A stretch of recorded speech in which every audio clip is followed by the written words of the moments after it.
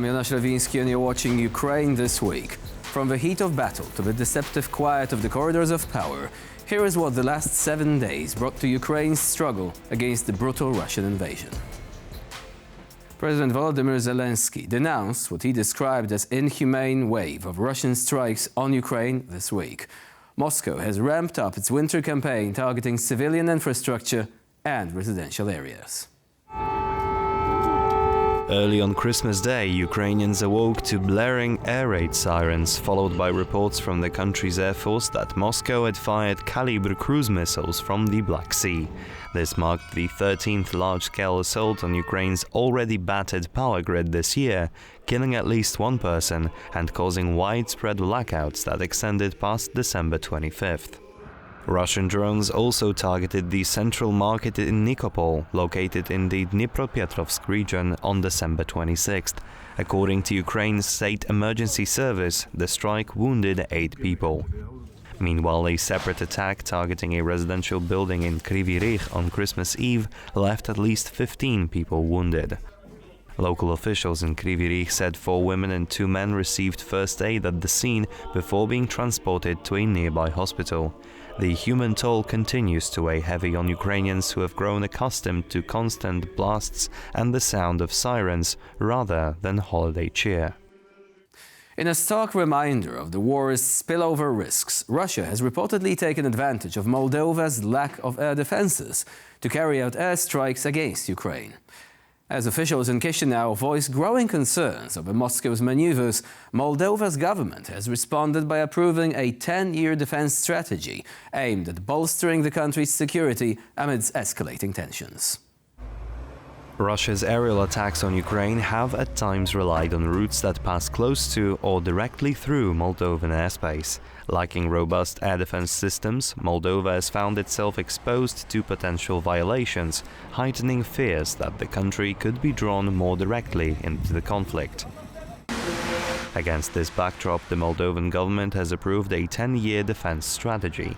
The effort underscores Moldova's determination to upgrade its military capabilities, develop better surveillance and air defense systems, and strengthen resilience against hybrid threats. Moldova's leadership has repeatedly expressed concern about Russia's intentions in the region, especially given the presence of the breakaway region of Transnistria, which hosts Russian troops. With Moscow exploiting gaps in Moldova's air defense, the stakes are high for a country that seeks both to maintain its neutrality and to safeguard its territorial integrity. The newly approved defense strategy is seen as a step toward closing that security gap. For decades, under Soviet rule, Christmas in Ukraine was suppressed, overshadowed by state-sponsored festivities designed to root out religious tradition and replace it with a secular New Year celebration. Now the Ukrainians are fighting to reclaim their traditions. With Ukraine forging a renewed sense of cultural identity, especially in the face of the ongoing war, Ukrainians are reviving their Christmas customs and reclaiming the holiday as a symbol of national resilience. From caroling ensembles to festive markets emphasizing local crafts, citizens are choosing to honor centuries-old religious and folk traditions that the USSR once tried to erase. Modern-day Ukraine's resurgent embrace of the holiday is also reflected in its churches. Many Ukrainians have shifted to celebrating Christmas on December 25th instead of January 7th, the date tied to the Russian Orthodox Church's traditional calendar, highlighting a break from Moscow's influence. In public spaces across Ukraine, the renewed festivities underscore the country's broader effort to recover its heritage and assert independence from the Soviet past. And now, here's a quick look at the views of Christmas time in Ukraine, where despite wartime conditions, the traditional spirit remains.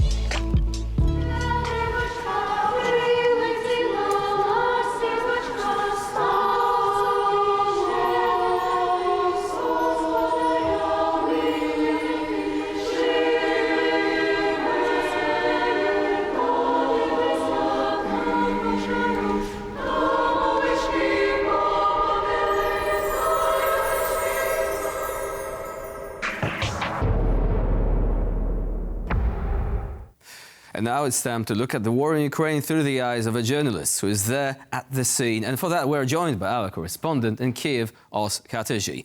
Hello, good to see you again. Hello. So Christmas is supposed to be a time of peace, but apparently Russia doesn't really care, right? I mean, it's launched a barrage of attacks directed against Ukrainian cities, civilian targets as usual. A few days earlier also, Kyiv was hit, an office building standing right next to one of the oldest Catholic churches in this city. So can you tell us about the situation now? How have Ukrainians reacted to this act of brutality? Well, it has been a difficult week for Ukraine. The Christmas period, it was supposed to be a time of, reflection, time with their families, but it's been under constant bombardment. As to how the Ukrainians are dealing with it, they're dealing with it with how they've been dealing with it, not just for the last 3 years, but for many people have been dealing with it for, since the war began in 2014, so over 10 years now. It's been, as I said, a difficult period. The attack on Christmas Day was the largest, with 70 missiles and more than 100 drones being launched at Ukraine. It left 500,000 people without power in parts of the country, targeted the energy grid across the country. And again, a market was struck on the 26th, Boxing Day, seriously wounding 8 people, and severely damaging a marketplace. So these are civilian targets that are being hit by Russian drones and missiles. And I think that's important that we don't forget that this is a war from Russia's perspective that's being waged largely against Ukrainian civilians. It's almost as if they were using scorched earth tactics. What about the energy grid? It has been reported that many of the targets involved were actually parts of the Ukrainian energy infrastructure. When it comes to the availability of electricity in Kyiv, for example, how often do the blackouts happen nowadays? It depends whereabouts in the city that you're living. So you can get 2 power cuts a day, but on bad days when the energy grid is really impacted, it can be as many as 4 power cuts a day. These power cuts can last anywhere between 1 hour and 3 hours. It's really, really difficult situation, particularly in the winter. Now, we've been fortunate so far that it's been a relatively mild winter, but the energy grid is really struggling, and it has been for some time. That's been the story of the war pretty much since the winter months of 2022, Russia really trying to degrade Ukraine's energy infrastructure to punish the civilians, to make life difficult and unbearable in the winter. It's very, very cold in Eastern Europe during the winter months. So against this background, I think you should mention one more thing. Russians not only attack civilian targets, they also often use this double tap strike tactic, which means they are trying to hit first responders arriving at the scene. Can you tell us more about this? Because some people don't realize just how barbaric these methods actually are. And they are using them very often. This has been employed many times in Ukraine. I will say that as a reporter who covered the war in Syria for many years as well, Russia made this tactic famous in Syria, where it would attack a marketplace, a bread line, a school, a hospital, wait for the responders to arrive before bombing the location again, with a deliberate intention of targeting aid workers, medical workers, to do nothing more than spread terror and fear. And Russia's been targeting medical facilities here. The Okhmediyat hospital, the children's hospital in Ukraine, was struck. So it is a deliberate tactic of Russia to target medical facilities. The big question really is not to question why Russia's doing this. It's to ask why Russia is allowed to get away with this, why other countries in the international community aren't reacting stronger to these types of attacks and trying to prevent them from happening. And again, there's still many more things that Western countries in particular could do with regards to sanctions, with regards to frozen Russian assets. You've got cables being cut in the sea. These are constant hybrid attacks, not just against Ukrainian infrastructure, but now Western infrastructure. And the question really remains just how much more of this are these countries that supposedly against this willing to tolerate. So perhaps the only good thing is that Russia, by doing that, keeps alienating even neutral countries. Looking at the situation in Kazakhstan, where an Azerbaijani aircraft has crashed, most likely due to a Russian anti-aircraft missile, it seems clear that with this approach, Russia is probably not going to go far in the long run. Our strategy was our guest today here on TVP World. Thank you very much for joining us. In the aftermath of Russia's recent escalations against Ukraine's critical energy infrastructure, experts and officials in Kyiv are voicing concerns that Moscow is deliberately undermining the country's negotiating position. That is especially important ahead of potential peace talks timed around the future US administration under incoming President Donald Trump. Despite widespread traditions of abandoning warfare over the Christmas holidays, Russian forces launched a series of strikes on Christmas Day, leaving Ukrainian energy experts warning that the country could endure power outages for several years. According to a recent study by energy specialists cited by Euromaidan Press, the destruction inflicted by Russia's attacks on power plants and transmission lines has grown so severe that Ukraine may need a significant amount of time and resources to rebuild. Restoring the power grid to pre-war levels will require not only the procurement of high-tech equipment, but also security guarantees, as repeated assaults on repaired facilities slow down recovery efforts. Ukrainian Foreign Minister Andriy Sybiha sharply criticized Moscow's Christmas attacks, saying they exposed the fake peace claims from certain Russian officials. Observers point out that the timing of these intensified strikes may be far from coincidental. With the US presidential inauguration and Donald Trump's return to the White House set for January 2025, some suggest Russia is pushing to reset the situation on the ground ahead of any new diplomatic initiatives. Beyond immediate military objectives, the attacks have profound humanitarian and economic implications for millions of Ukrainians. Power outages disrupt essential services from hospitals to heating systems and force civilians to seek alternative sources of energy. This chronic instability could push more Ukrainians into temporary displacement during the harsh winter months, further complicating efforts to rebuild and recover. With speculation swirling over a potential shift in US foreign policy after January 2025, Ukraine's predicament underscores an urgent global question. Will the international community manage to counter Russia's tactics and hold it accountable, or will the Kremlin's strategy yield leverage in any future peace talks? Joining us now to explore this story further is Sviatoslav Jurash, Ukrainian MP from the Servant of the People Party. Hello and welcome to TVP World. Greetings. Always a pleasure to be with you. So let's discuss the question of Russia's strikes against Ukrainian cities.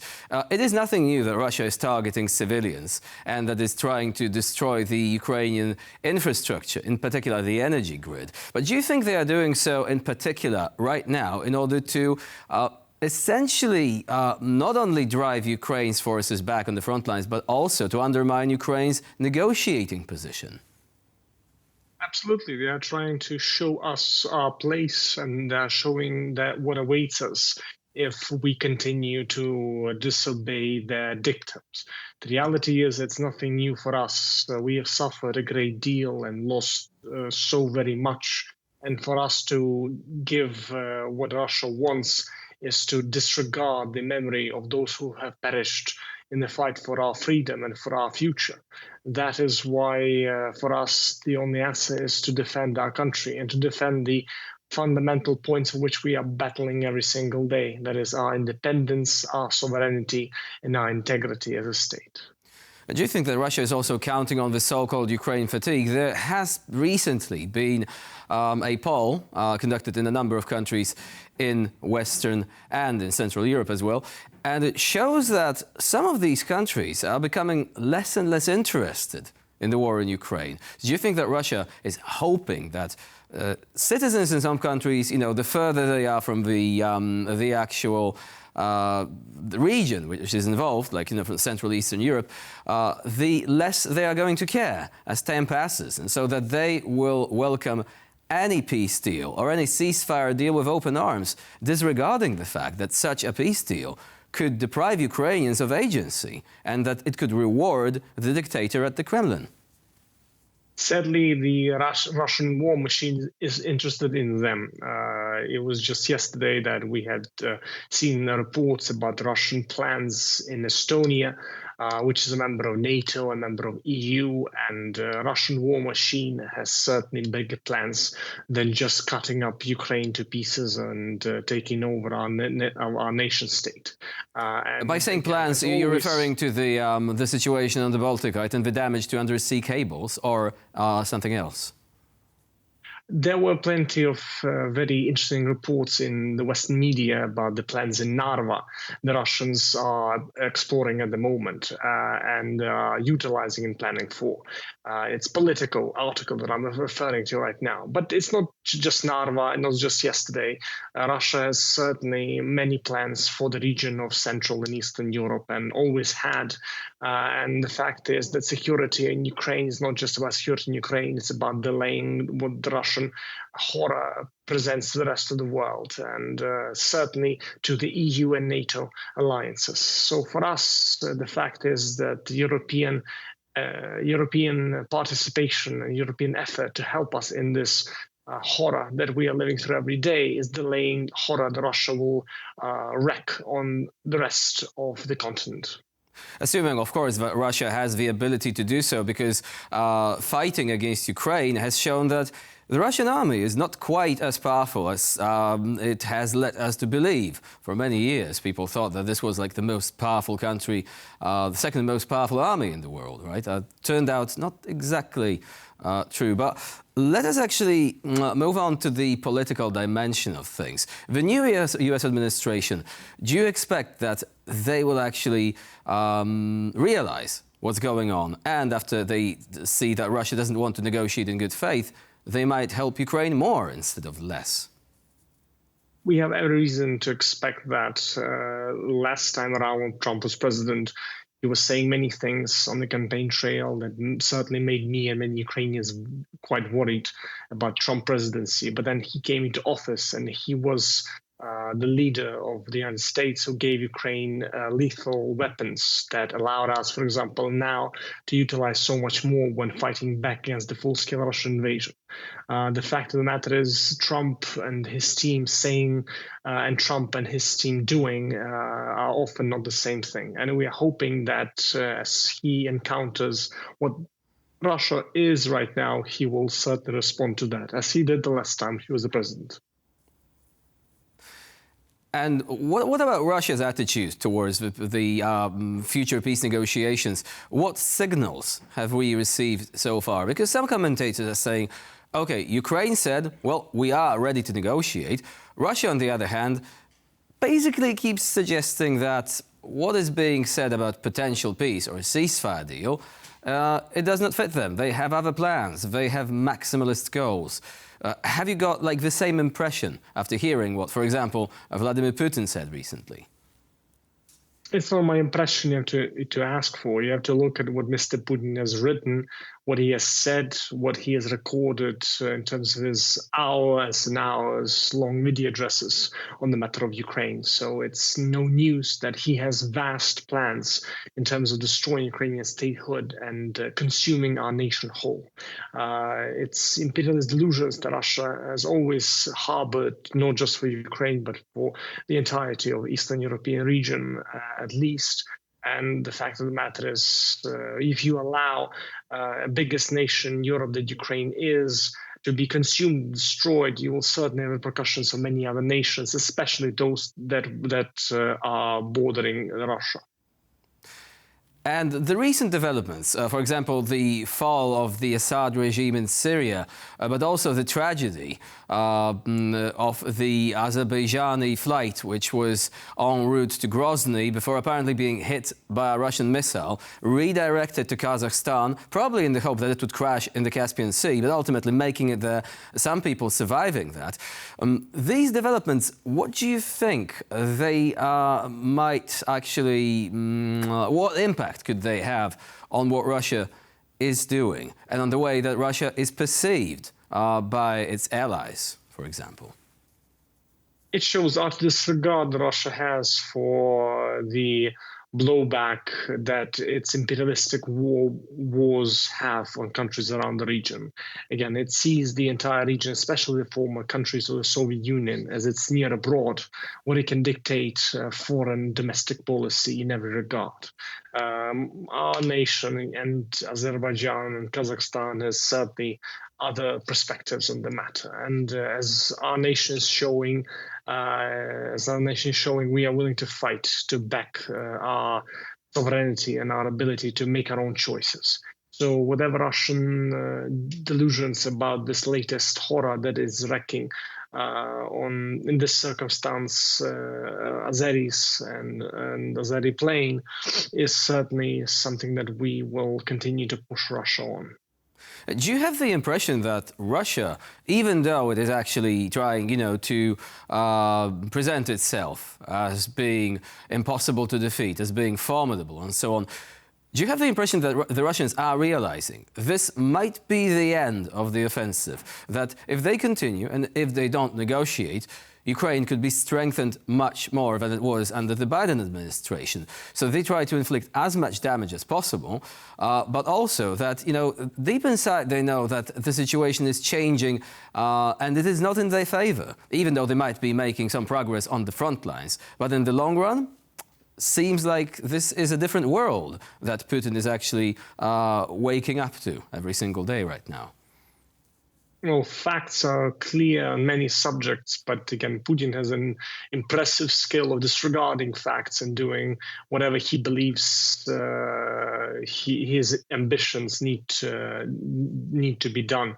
So we have clarity that as far as facts are concerned, they aren't first and foremost in Mr. Putin's mind, as he is wreaking death on all countries around Russia, and as we are showing his army's impotence in different matters. He is simply doubling down, again, with martial mobilization, with the various improvements that he tries to make to his armed forces, and as he's trying to take over more of our country.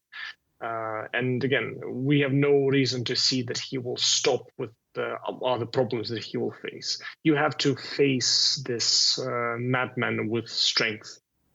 And speaking of strength, who do you think is the weaker link right now? Because often, before the elections, some people were really cautious about Donald Trump, about his new administration. You surely do remember how Speaker Mike Johnson blocked the funding of Ukrainian weapons, for example, for quite a while, a couple of months there, which might have caused significant damage to the Ukrainian capability to fight on the front line.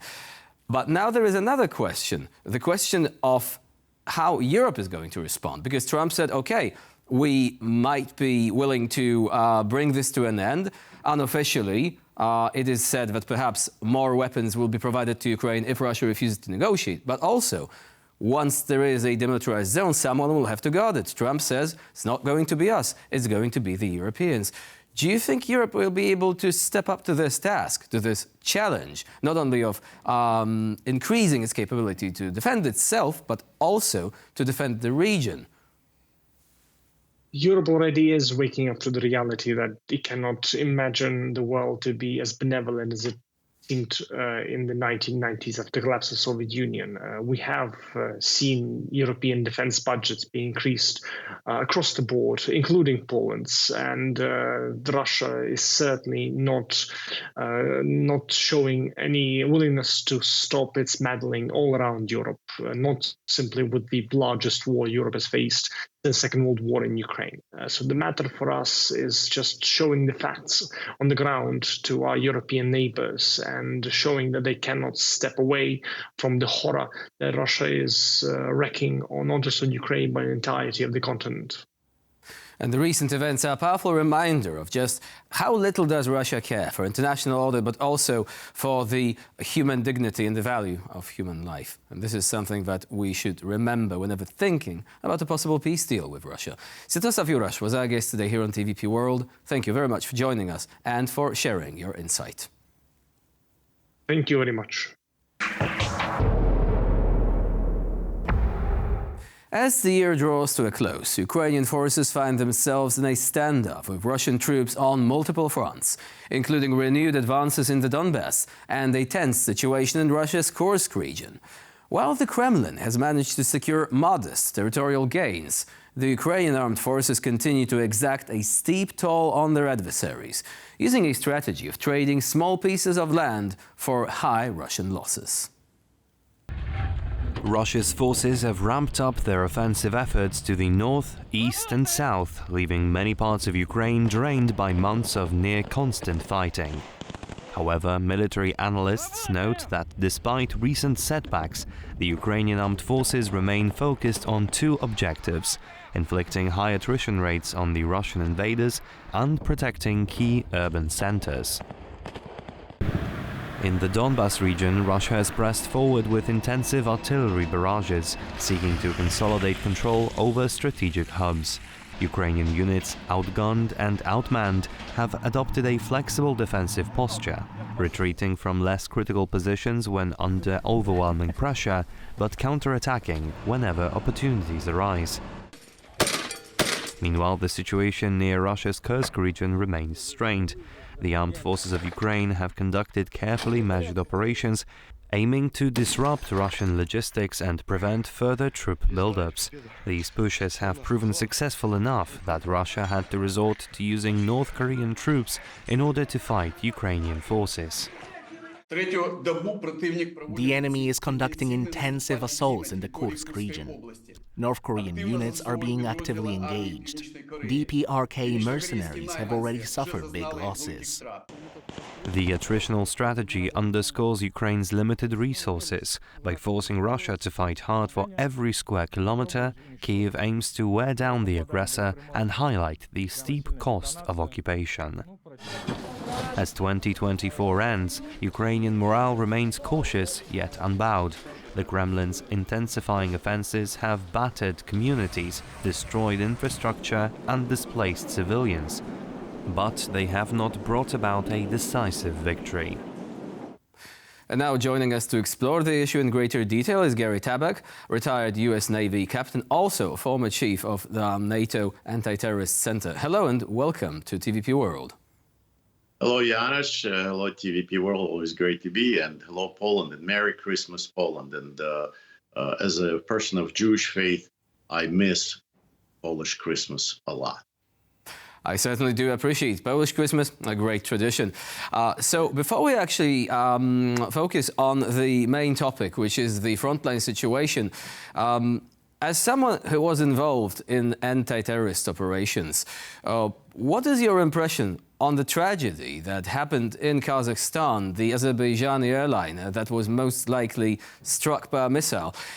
Would you say that this is the most likely reason, judging by the available footage and also other information that we have?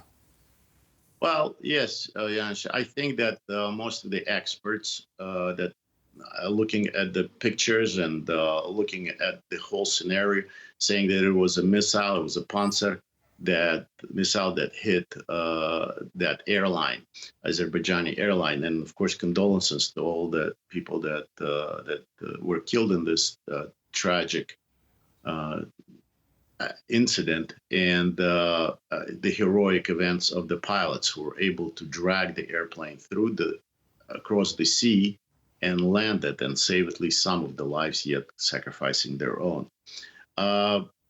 I think we should wait for the investigation, and there's because we know when the airplane took off. We know if there was a missile fired. We're watching the area. We always know those things. We knew what happened to the Malaysian airline when the Russians shut them down, and it also going to depend on how the Azerbaijan, how the Kazakhstan, if they're going to cooperate with us. But I think we shouldn't jump to conclusions. And I know a lot of people saying it's a terrorist act. We should be very, very careful, because every act that the Russians commit, or every crime that Russians commit, not necessarily terrorist acts, because we also had an accident one time when we shot, I believe, a Korean South Korean airline down many years ago, about 40 years ago, and it was a mistake. It was a mistake on our part, and we paid for it. And those things happen sometimes, especially in a war zone. But what I'm afraid is that the Russians are going to deny again. They're going to deny again, like they denied it with the Polish president and his entourage, like they denied it with the Malaysian airline, and they're going to deny it again, and they're going to say it's Ukrainians. They're going to blame everybody in the world and will not accept the responsibility. I just wish that once they would come out and say, listen, we made a mistake.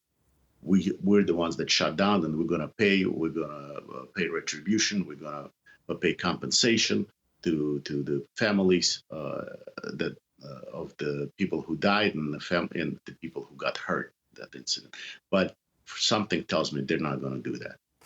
Well, the initial response from Russia was that a flock of birds was responsible. I haven't ever seen a flock of birds capable of puncturing the fuselage of an aircraft, especially the tail section. For some reason, that would have been rather unusual. But now let's move on to the front line, because Russia is great at dissembling, right? Russia has great experience when it comes to twisting the facts. On the front line, though, it is all about blunt, brutal force. Do you think that, regrettably, the strategy that Russia has been using in Ukraine is bringing it some limited successes right now?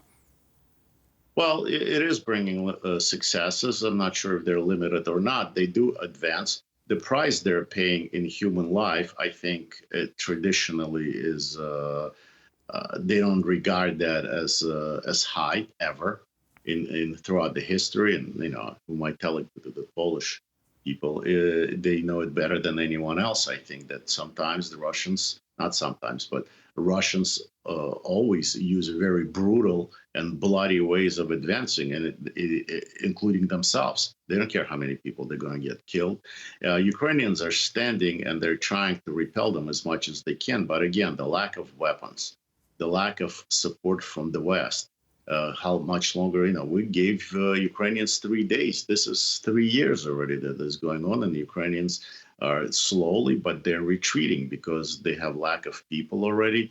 They have lack of motivation, and they have lack of support, primarily from the United States and primarily from the Europe, old Europe.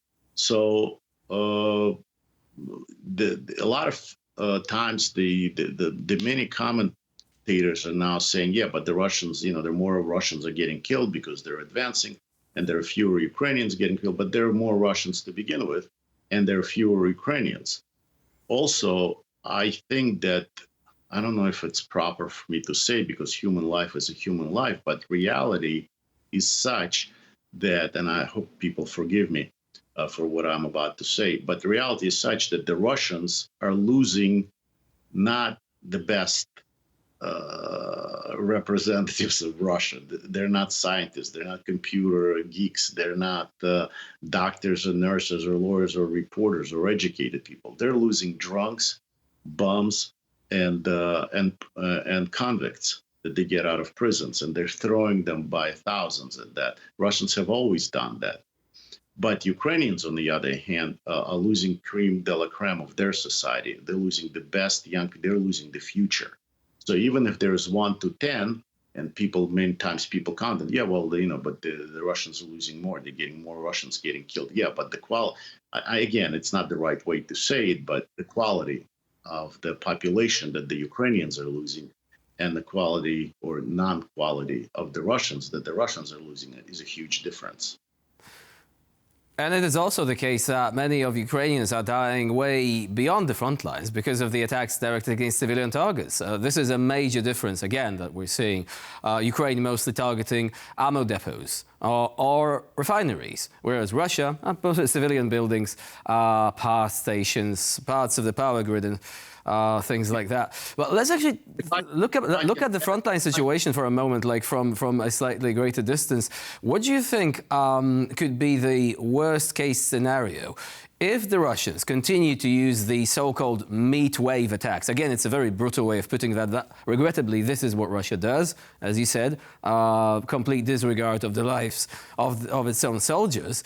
And if they are successful at using this strategy, what do you think could be the worst thing that could happen before any sort of negotiations may begin? Well, hopefully negotiations will come soon, but if the scenario plays out as you put it, it's not only that. It is also not only the soldiers at the front, as you put it, well dying, but it's also the civilians in the rear. But also civilians are dying because there is lack of heat, there's lack of medicine. People are scared. A lot of older people getting heart attacks. A lot of people are just scared, and they're starting to run away. They're starting to leave Ukraine because they're trying to save their kids and save their lives. It's all very natural things for normal humans to do, instead of having meat attacks, as you were saying, advances. So Ukraine probably will not last much longer if this will continue that way. So the worst case scenario is that we disengage and we leave Ukraine to be destroyed. And an idea such as Ukraine and an idea such as Ukrainian people will disappear. And this would be tragic, of course, I think, for not only Ukrainian people, but for the whole world. And again, I don't think if God forbid that happens, that's where Putin will stop. His appetite just grows more and more. So And what do you... Yeah. It is like, the worst thing that could happen in terms of Putin's maximalist goals, right? But what do you think is the most likely option right now? As you're watching the new US administration preparing to take over in January, do you think that, ironically enough, Russia is the one that's actually undermining its own position? Because Ukraine, even though it doesn't want to lose its territory forever, said, well, if we have to, we will negotiate. Russia, that doesn't seem like they even want to start this process in good faith. They might be dissembling, they might be trying to come to the negotiating table, then disengage, then engage again. During the Minsk process, apparently, they were doing this all the time. Do you think that by doing this, though, they will basically cause the US to say, okay, enough is enough, we're going to end this, but not by making concessions, but by helping Ukraine more? Well, I think it's a combination of things. And I think it is to predict President Trump and his team, it is not a good idea, because definitely he's keeping his plan of what to do is very close to himself. He's not opening up his cards. He's not opening up his aces, and or his trumps, let me say. If we really, it's hard for me to predict those things. But I can tell you, with all of my experience with fighting terrorism and dealing with terrorists most of my career, it is a terrorist state we're dealing with. They can do a lot of damage, blow up a dam, explode another nuclear reactor, cause all kinds of damage to Ukraine and to the world. We're dealing with a terrorist state. But if we look at the way Hamas and Hezbollah has been negotiating with the Israelis, who do you think trained them to do that? They're trained by the Russians to do this terrorist. This goes back to the Napoleonic wars when the Russian partisans were operating there. So I think that President Trump and his team, and with General Kelly, who's very experienced at that, are planning something, because we know that right now the head of the Russian nuclear agency has come out with a warning saying that Trump's administration should not conduct any nuclear testing, underground testings, which would be an escalation. That would be an escalation. So they are worried about it. They're what we say, they have been blinking now, but they're negotiating as the terrorists would negotiate. First, turn everything down. Of course, they are at advantage because Ukrainian troops are retreating and they are advancing regardless of the price they're paying.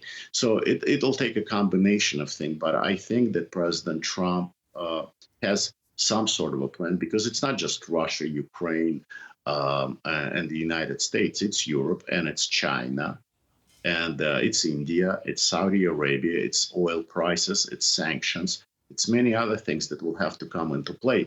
And not least, it's Ukraine itself. It's the way Ukrainians will behave, the way Ukrainian foreign ministry will act. Sometimes we know And I think Polish people and Europeans and we Americans and Israelis know that the foreign ministry of Ukraine sometimes is not helping us. Let's put it this way. So many different factors. One quick question to round up our conversation. 2025, do you think this is the year when we are going to see the end of major fighting in Ukraine? Janusz, you're the first reporter who asked me that question. We will see the finish of major fighting. Usually they ask, will we see the end of the war? But it's also, what do you consider the end of the war or the end of the fighting? But the major fighting, yes, I believe that the major fighting will have to stop. Otherwise, there's going to be huge problems for all of us. So major fighting will stop. But will the war stop? Will the conflict will stop? No, of course not. This is a long, soothing, bleeding wound that will continue to bleed for many, many years. Maybe like Israeli-Arab situation that will continue, and there will be land, and there will be, firefights. But hopefully, it will come to the way it was during the prior President Trump's presidency, where there were some skirmishes, but there were no mass killings and there were no destruction of cities. So, but this is a difficult neighbor you have. Gladly, Poland doesn't have that neighbor, although from Königsberg or from Kaliningrad region you do. But in a sense, there is a buffer zone that's Ukraine for you and for Europe. So we should not give up on them. We should help them to sustain that. But they will be taking the first hits and they will be the brunt of it. But the more Ukrainians will take advantage of that ceasefire, or that, as you well put it, major fighting, and rebuild their military industry, rebuild their military, make it more professional, the more they're going to be prepared for the next war with Russia, and the more we're going to be prepared for the next war with Russia, the less likely the chance that there will be the next war. So a sobering, but also in a way, cautiously optimistic assessment there. Gary Tabach was our guest today here on TVP World. Thank you very much for joining us. Always glad to be here. Bye-bye. And with this, we conclude this episode of Ukraine This Week. I'm Jan Średiński. Thank you for watching.